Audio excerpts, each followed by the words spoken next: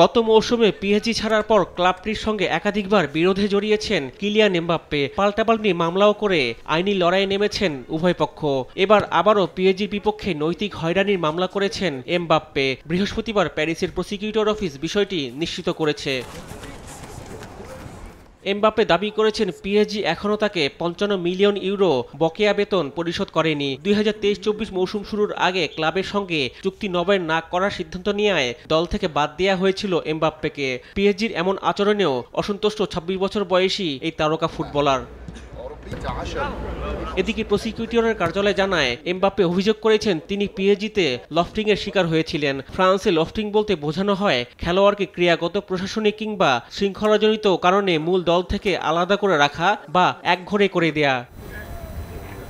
পিএসজিতে ৭ বছরের রেকর্ড ২৫৬ গোল করে ২০২৪ সালে গ্রীষ্মে রিয়ালে যোগ দেন এমবাপ্পে। পিএসজিতে এমবাপ্পের চুক্তি ছিল ২০২৪ পর্যন্ত, তবে এই চুক্তি ১ বছর বাড়ানোর সুযোগ রাখা হয়েছিল। তবে এমবাপ্পে ১ বছর চুক্তির মেয়াদ বাড়াতে রাজি হননি। পরে ফ্রি এজেন্ট হিসেবে রিয়ালে যোগ দেন এই ফরাসি ফরোয়ার্ড। রিফাত আঞ্জুম, দেশ টিভি, স্পোর্টস ডেস্ক।